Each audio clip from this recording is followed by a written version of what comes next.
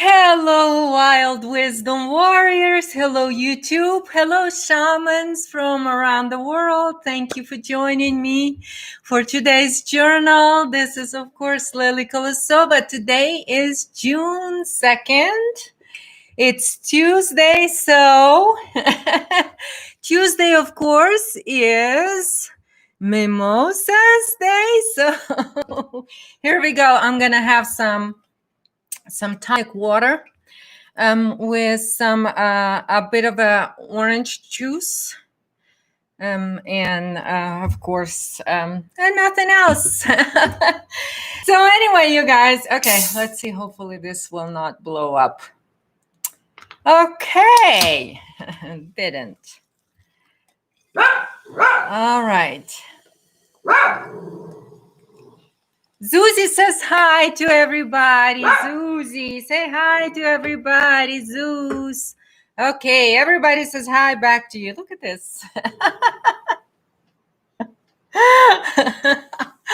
All right, you guys. So welcome, welcome, welcome. So today's subject, or I actually call it a lesson. Okay, Zuzi, stop. I call it a lesson because what I want to talk today about is, if he's not going to stop, I'm going to take him into the room. Okay? Because people upstairs are very loud.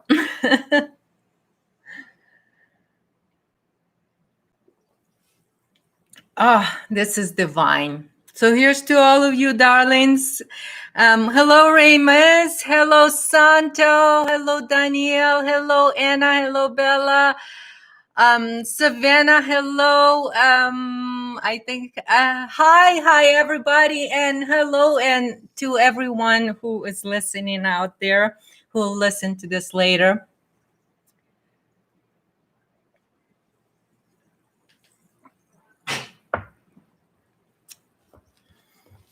So I'm calling this a lesson, this journal, because it truly is took me a lesson of this life, of this incarnation, I guess you can say, to get here, to talk about, and this is what I kind of wanted to address, that sort of awful subject first, in a way, even though we'll come back to it again.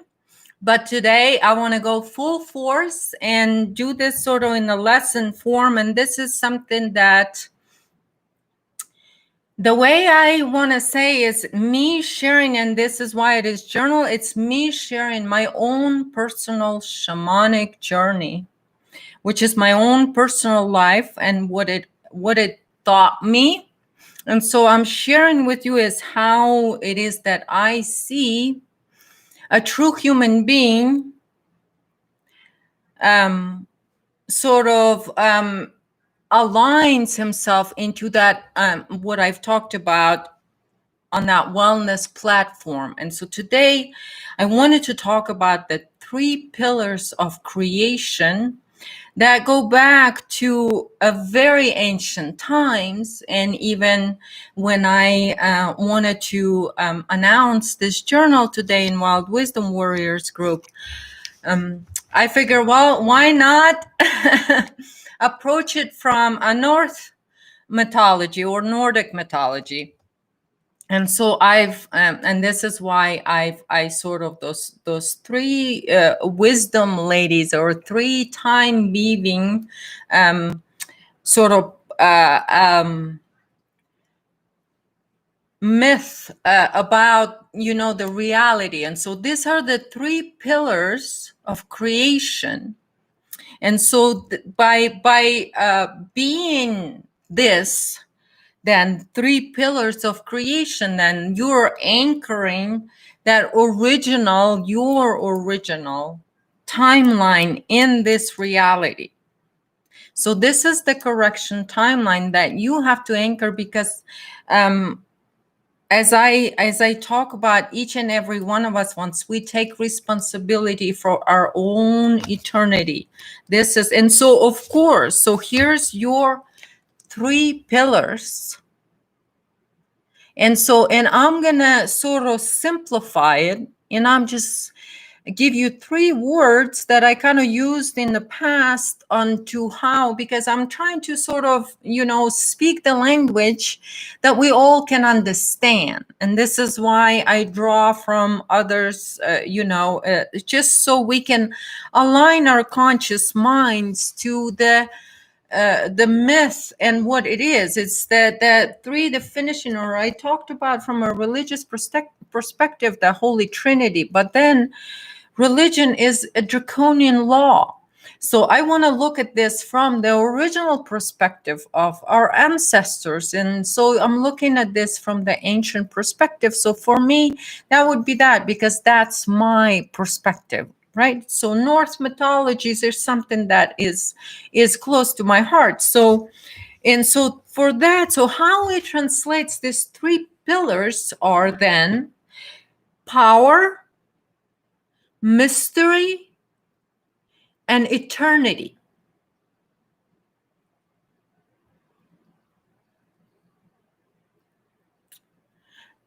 And that's the empowered warrior.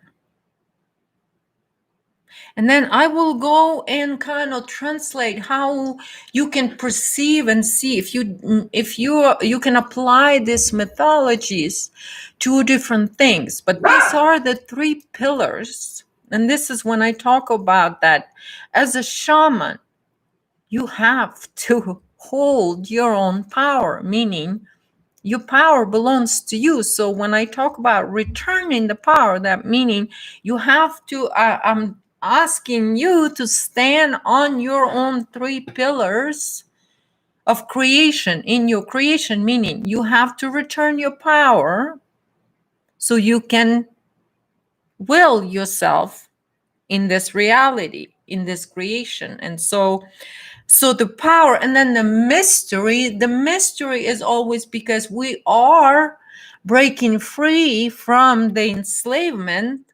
So of course the freedom attaining path, that's the shamanic path or shamanic attainment. This is the,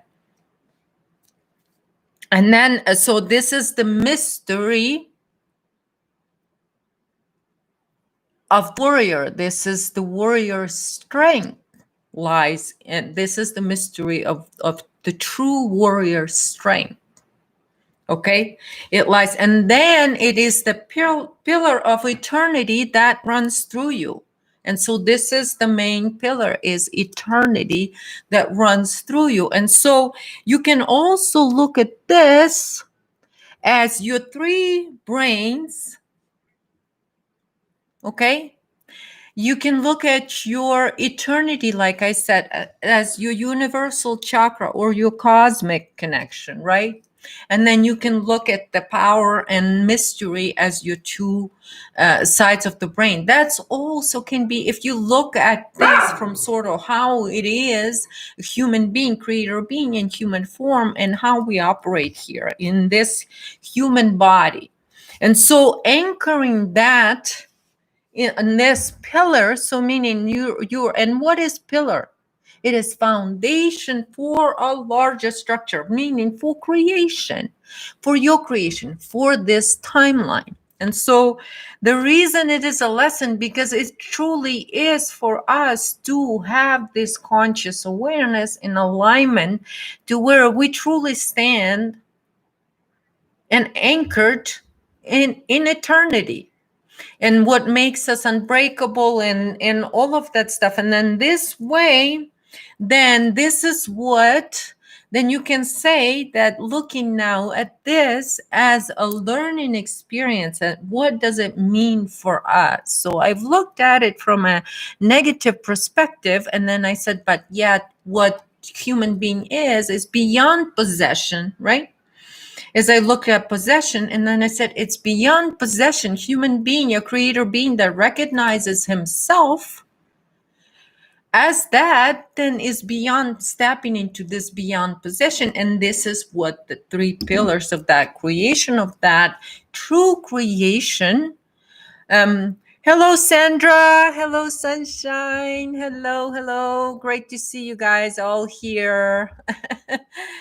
Thank you so much for joining me. And thank you all so much for joining me, that watching me out there later. My Susanna, you guys, Susanna, my little Susanna is freaking out. Freaking out. My YouTube doesn't update, doesn't do anything. It's like that. The count doesn't move. It updates once every 24 hours. So anyway, it's just funny. Anyway, so you guys, thank you for liking this videos. And so you guys, if you can like this videos, let's see if we can see if we can break Susanna down. Poor Susanna. Okay. All right. Thanks, Anna. Thank you, Anna, for liking the videos, and thank you guys for joining me. I really appreciate it. So, talking about the three pillars, and kind of you guys, it's the strength and stability of the shaman. And so you can look at this, why I speak of this as a lessons. And so because I'm just sharing my experiences of how, my experiences, my own sort of findings that I find. And like I said, even when I have a point of view, or I make a video about what possession is and what demonic dimension is and what this or that, it is always from my own perspective or my own life, or because it's my experience. So for me, I am anchored in that original timeline. That's my experience. And the reason for that, and I think maybe that's why also I'm sharing this, is for those of you that haven't had as much experience in sort of in the spirit world. And for me, because I had a few experiences, and like I said, even the near death experiences, I had a good few. Okay. And so, and other things that kind of, and I think sharing my perspective will help you to understand in a way where I'm coming from, what truly my experience is all about. And so for me, I'm just sharing my perspective. Okay. How could I stand strong? And like I said, I knew of the demon dimension, and I knew since I was 5 years old that I'm going to study this, because I'm going to, I got to do something about it. That's how I felt about it. Why did I feel about that and in that moment? And this is what I shared last time. I felt that because I had a near-death experience, and I've had been able to access that spirit world and bring that knowledge and anchor it within my little body right there and then. And that because, and so to feel that power, and the reason for that was because when I die, I go exploring, and every level I go, okay. And so, and later in my life, as I had near death experiences, and sort of I observed different things, how they operate, okay, and things like that. So when I had my near death experience through my surgery, I've learned something about the demon possession and how it operates in this reality, right? And so then I had that perspective. But like I mentioned in the past, that yet you go beyond. And every time when I come back, I have a ability to understand that no matter how high and mighty I go into universe to reach God, I end up reaching my eternal self. And upon returning, the gift always, as I only now have put this together consciously, that's why I'm journaling this. And every near-death experience, the biggest gift was from me, is that there is no higher authority than my spirit. And when that spirit comes back into that body, I know that I am that, all that it is.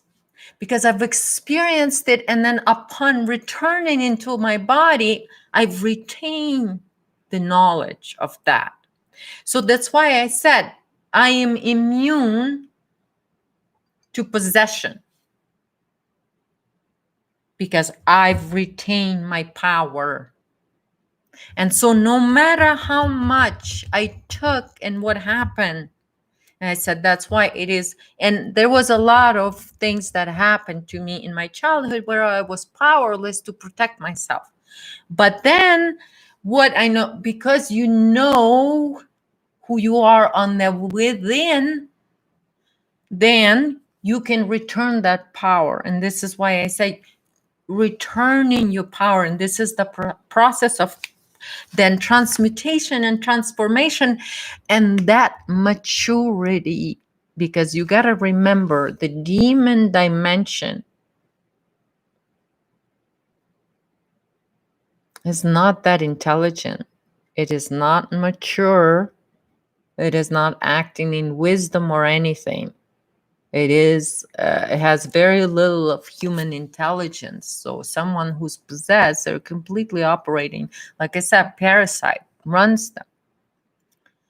Hi, Linda. Hi, Ramus. Did I say hi to you? Yeah, I did. Hi. Okay. So,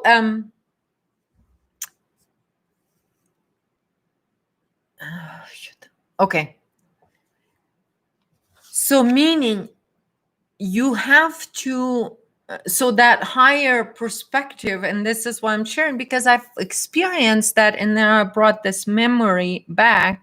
And the thing is, the mystery is that no matter how it is, then once you know the enemy, this is the mystery for me, that pillar, that once I knew the enemy, right? I know who the enemy is in the spiritual world. There's clarity. So, and this is how you retain your power. You understand you're in this world, but you're not of it. And so you know who you are. And so that thing is like, I could never fall for any kind of religion, even though I could say to them, oh, okay, I'm going to go and be this religious. I had to do the baptism. And by the way, you guys, I think it was not this video, previous video, when I talked about baptism, but I kept calling it christening. So there was a few times when I missed that word. So when I hope it didn't confuse you guys, but I talked about baptism last time, and I didn't even mention to you guys that I've experienced that too in church on that time. But because I just go on, and I forget to tell you about my own experience. So just to show you guys that everything I talk about here, when I came to my own conclusions because I've experienced something. And like I said before, and because I sort of trust my own conclusions. I don't ever, there is no authority over my own self. So when people are constantly like saying, oh, but there is this authority, but there is this authority, Lily, but there is this authority, it's just so frustrating to me, because I don't care how big it is to some people. So this is where sort of it can never stick. It can never stick once you truly know that you know who you are, and you like I said, that you belong to eternity. And so then none of that stuff will stick. And so then you know who you are. And so even though I went through the ritual my inner self, I didn't agree to it. I played dead, basically, for the enemy. I said, okay, I'll go underwater. And when I came out, I didn't came out of the water with an agreement to be a servant of that entity. I didn't. And that was my intent. I didn't intend to surrender. But I had no choice, because otherwise, I would have no family and no home unless I do surrender to what everyone else in the family surrendered to. That was the law, draconian law. Communist, socialist, Soviet Union. And it completely reflects in religion and all of that, because it's the same draconian law. So whatever happens in politics and religions, those things are so tightly together. So tight together. Okay, so, and then eternity. So knowing that you belong to eternity. And so then this is your sort of three pillars that you stand on, and you can never be knocked down. So you don't accept that. Okay. And like, even I talked about how some healers out there, infectors and programmers out there, of draconian law and all those draconian healings where they submit to power, other people, um, and all of that stuff, because my boss is more powerful than yours.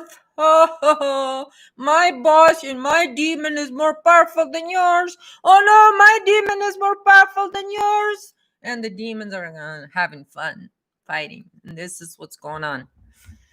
I have this situation talking about, demons fighting, and this is what happens with the twin flame possession, is then demons fighting out their power over structure, because that's what they do. That's the fun of twin flame, isn't it? Is playing out the drama. Okay, because it's all based on drama, draconian laws. And so here I'm talking about three pillars of, that's your three pillars of freedom, that you stand in free. You are an eternal being. There is no authority than my eternal self. And I have the power through that given to me. Through that eternity, I have the power and I have the will. Because that's the mystery. That's your will. Okay, that's also your will. So meaning you have ability to act, because you've got body. And so you can look at mind, body, and soul alignment as well. Eternity, power, and mystery. Inner self, God. And so in your so so anyway, so this is basically, so when you know, and this is when you know who you are. So, and this is when you sort of, this is the three pillars in creation, and you stand as a creator being in this reality. So you're anchored then. This is your anchor then. You're anchored in the correction timeline. So living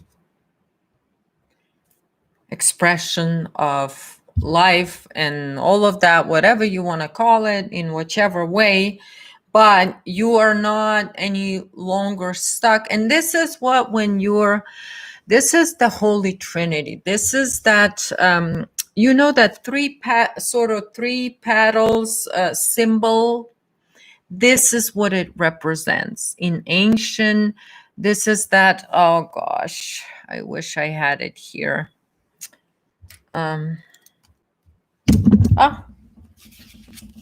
I wish I had it here, but it's like that. Oh, the three triangles kind of all connected together, and inside it's one triangle.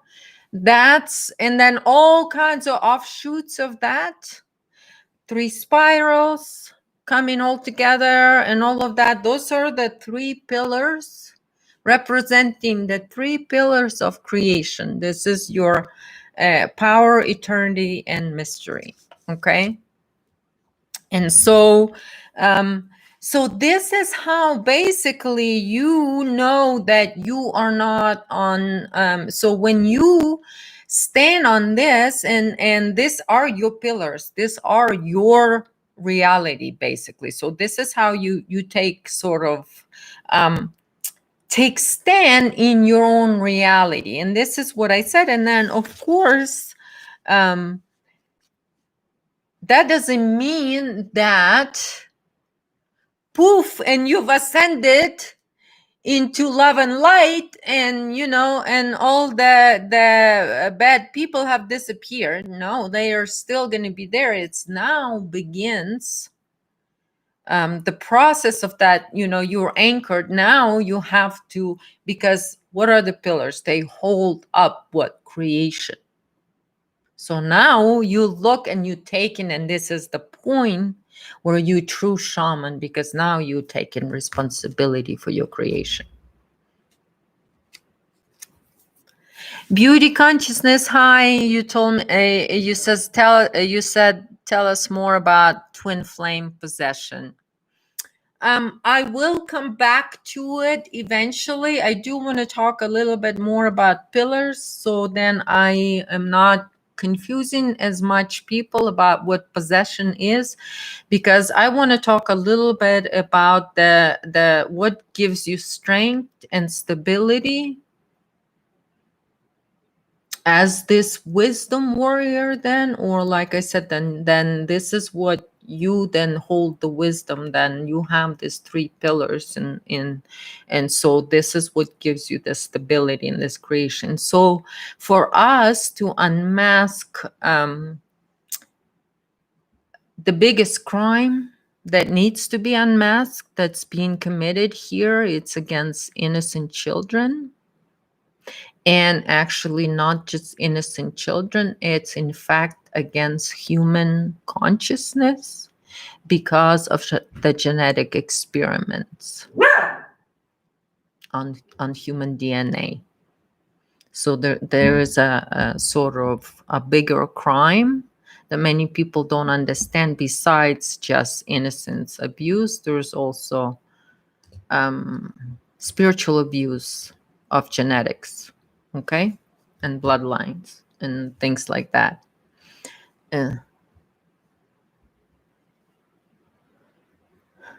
Amy, you said, is dancing a form of possession, but just tapping higher consciousness?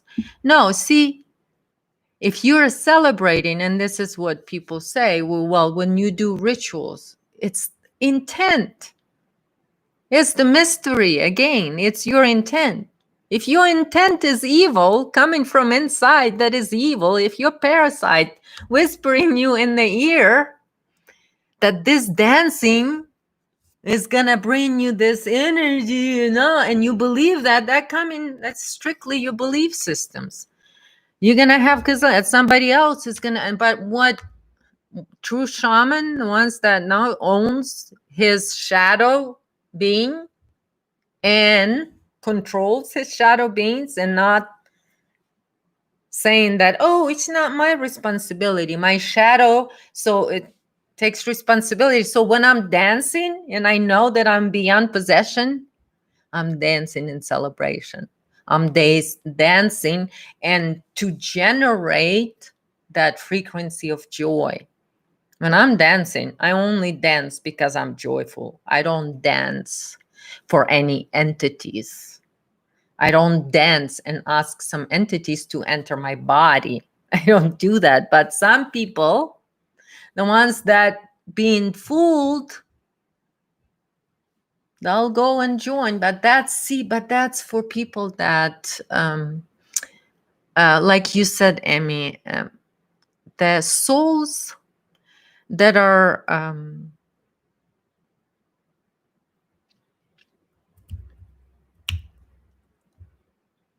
cannot even, they cannot even perceive, they cannot even comprehend this spiritual maturity to get to the point to take responsibility for their own actions. There's so many weaklings. That's who I call weaklings. They've succumbed to authority, demonic authority, and they willingly and openly say that they did. Like even through baptism and through the, when the Holy Spirit comes in and the babbling comes out, right? Then how it is that wow, I've seen and observed so many of those rituals. Okay, it's the same as you can do dance to let the entity in. You can make an agreement, like all those people that channel entities and all of that stuff. See, they have their own ritual of opening their, of aligning to that entity and allowing it in. So that's their intent. And they let it know, the entity, I'm gonna let you take over my body and you speak through me. Okay? But what it can speak, it can only speak because in itself, right? Let's say somebody says, oh, I'm gonna, I think it's Archangel Michael that's speaking through me, and so I'm gonna let him come through. Okay. So, but what is Archangel Michael? What is it to each individual? To her, to someone, whoever agrees, say, okay, I'm gonna allow this energy that I, boom, here, believe. Whatever that individual, though, where it's the root of that Michael, Archangel Michael, is because that individual has that belief structure. So ultimately, that individual is projecting their own consciousness onto that entity, giving it its power through that belief structure and allowing that entity a possession of its mind. So it's somebody who is inviting a vampire in. Because immediately by projecting the power outside of self to Archangel Michael, external, whatever Archangel Michael exists only here as the belief structure, right? So this is, think of it as a glasses. So on the glasses, they go, oh, here's the entity. What's the entity? Oh, it's Archangel Michael, because the belief system's already there. So that's why, and they'll call it, oh, it resonates with me. It resonates with the belief system. It does not resonate with the authentic creator being experiencing his creation. It just doesn't fit, right? Because that's authority projected through belief structure.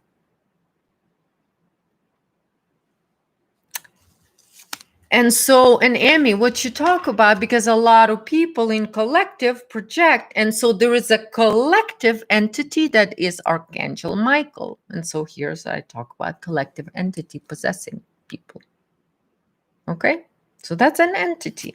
And so, but yet it works for each and every one of them differently. And so what it does, it's only can project what the individual has in its belief structures.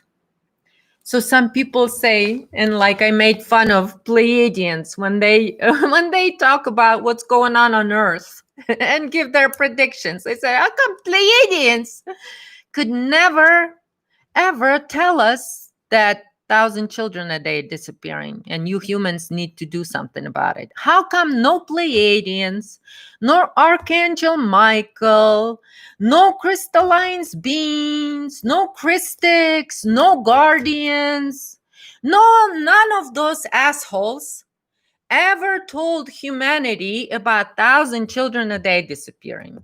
I haven't heard any of them transmit to humanity that help that we needed.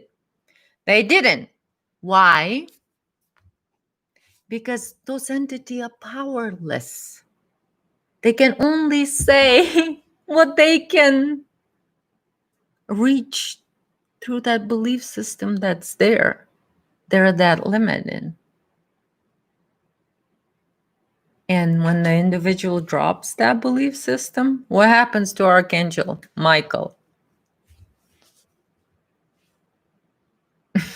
You know what I mean?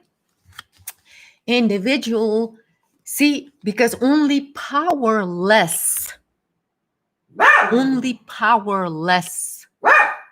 will project through their belief system. A powerful. And so here now, when you act, when you are in that, when you are that mystery, when you are that, you are powerful and you're mysterious and you're eternal. Can anything move you? Can any demon that can only exist here because you think it does?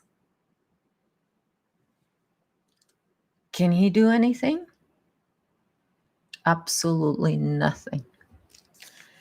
So, but ignorance is a bliss. So they're trying to project that bliss. And that's why all of those channelings is like this fake bliss. It's like, I am just gonna be dumb, sort of numb, and dumbs you. And so people project that we're just gonna love, and you know, that's nobody's gonna rip off our, you know, our mask off. So now, can those people claim that they have the power? No, they don't. So they're gonna try and scare me, scare you, and all of that. And this is when you run into those holy people that threaten your life and all of that stuff, right? And then when it comes back to them 1,000 folds, and they fold themselves,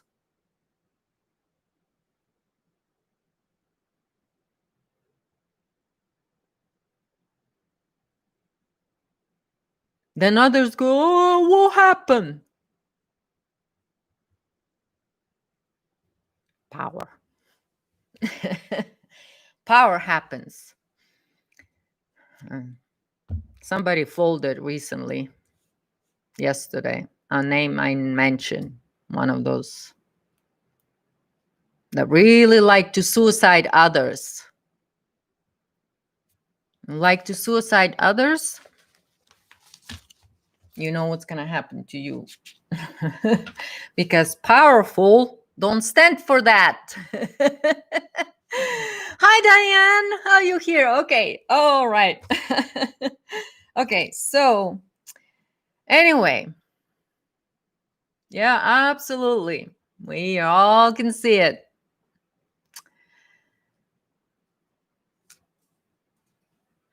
Oh my God, Amy Clinton showed up. I didn't see that. I've been busy with other stuff and things like that. So anyway, you guys.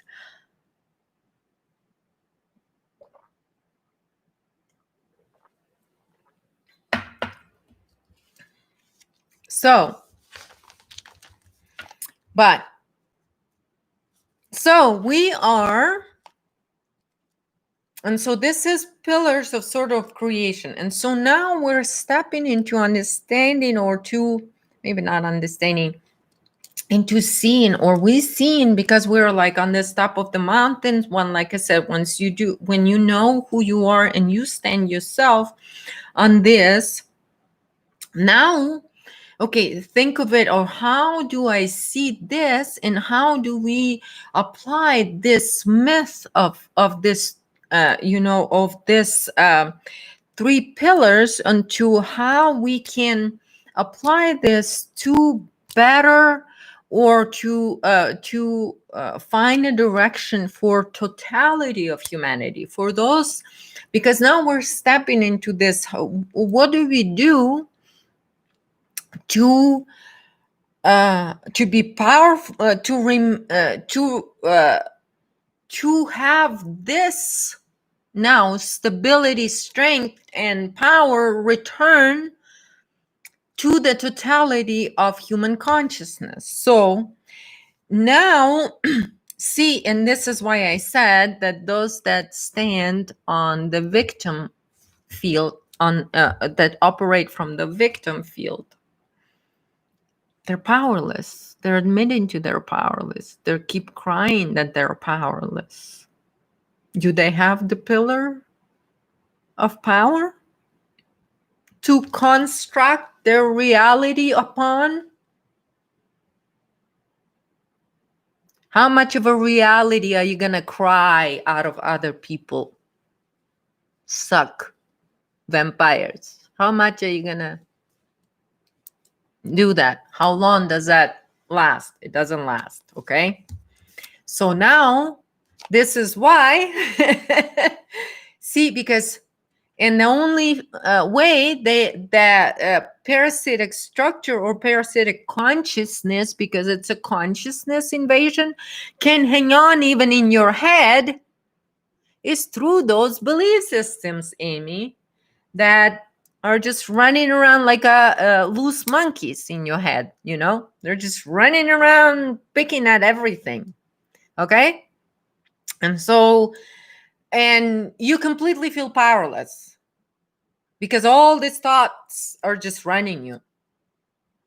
You're completely paying attention to all these monkeys that are running, all these belief systems, which they will run really strong, because it's like, it's like parasite. It's got to constantly run. And so, see, and so they have, so now, okay, you have the power.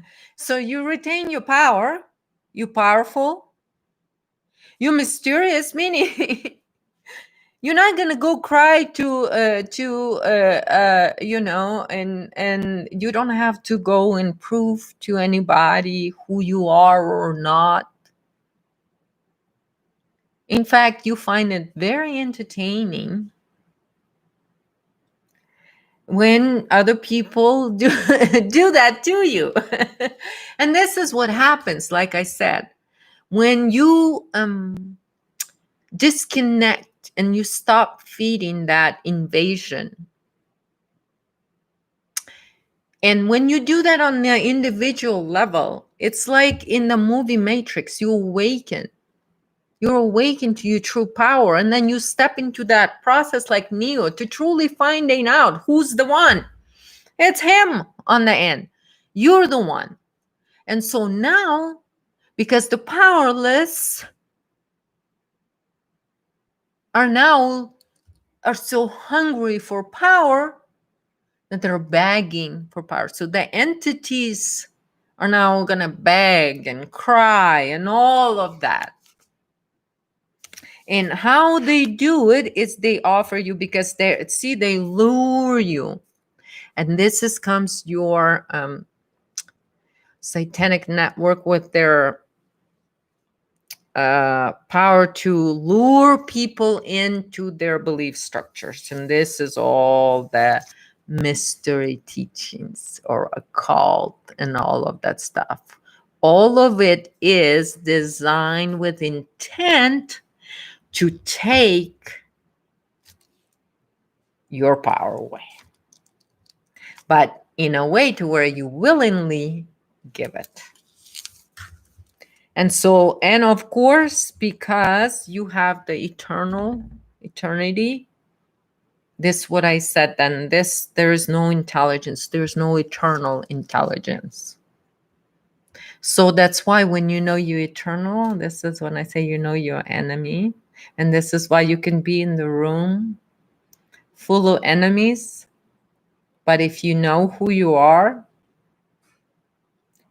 and you don't need no external protection, no nothing, but nobody will know who you are, and you'll do what you need to do. Like I said, I went into the snake pit of Ashayana Deans and her demonic guardians, and right there in the middle of it, I even got so close to her to where I went and did completely read everything and got everything what I needed to get there, and saw everything I needed to see.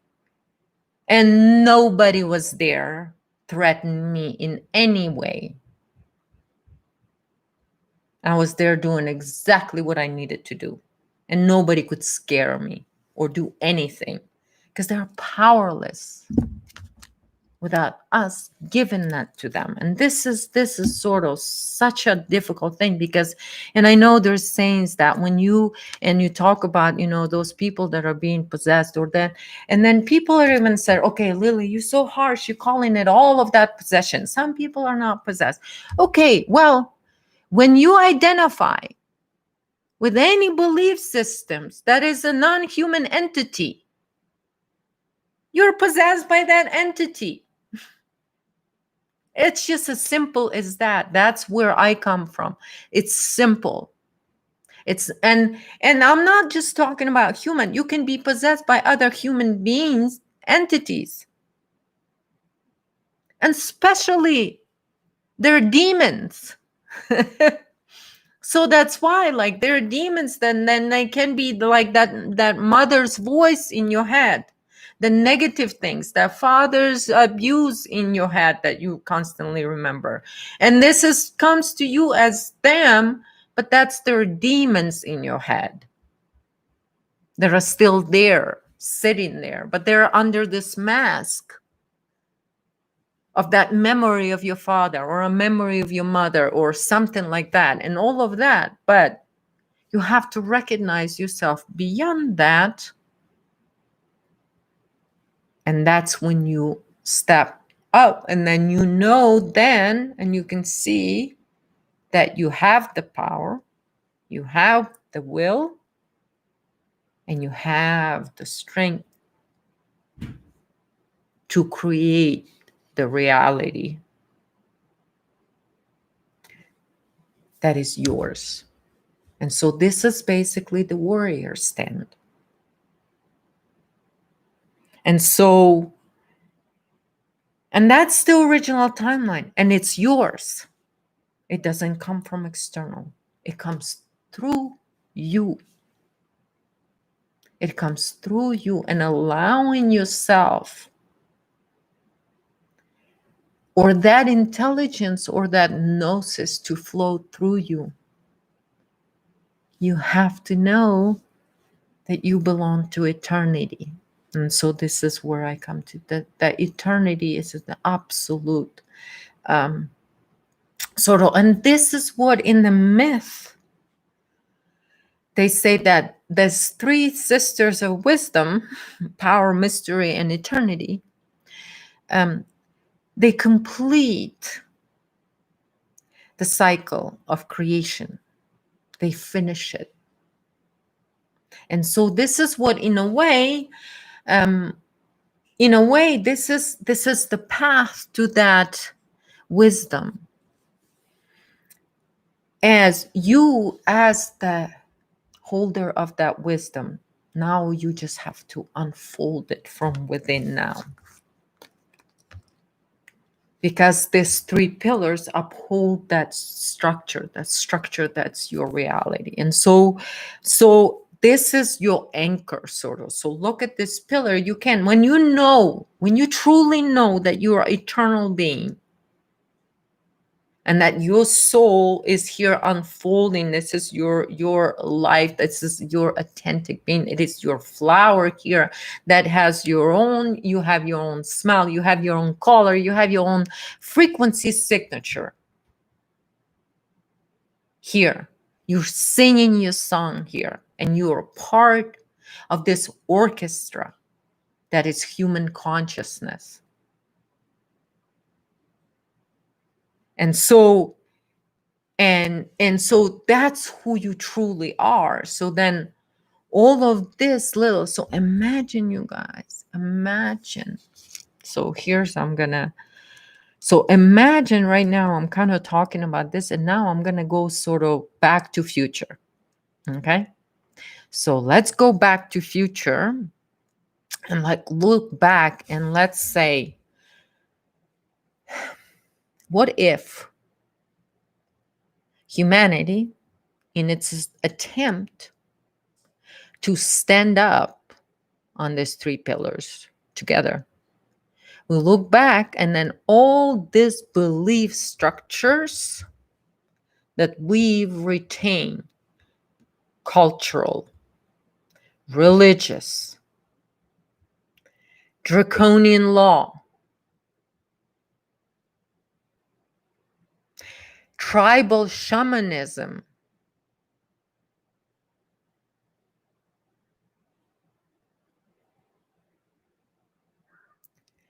what if we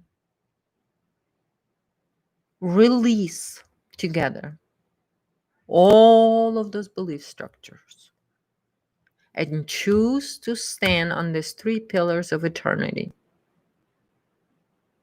as collective human consciousness? What are the possibilities? What are the possibilities? And that's the future. So in a way, because we're doing this backwards, one time, you guys, I said, you know what? It feels like in this life, for me, at least, it felt like I'd wear high heels, walking on the rocks through this life, and mud and rivers and storms and all of that, and you have to walk it backwards. That's how it felt. But here I am. So so you guys, this is just it's like it feels that way because you're on the path to this wisdom that is your life, and you'll see your life as a beautiful flower that it is. And then this wisdom, you will recognize that the flowers, eventually you'll come to realize that the flowers turn to fruits, right? Fruits turn to seeds, and seeds turn to life. And so that's the mystery of a shaman. He's a life giver.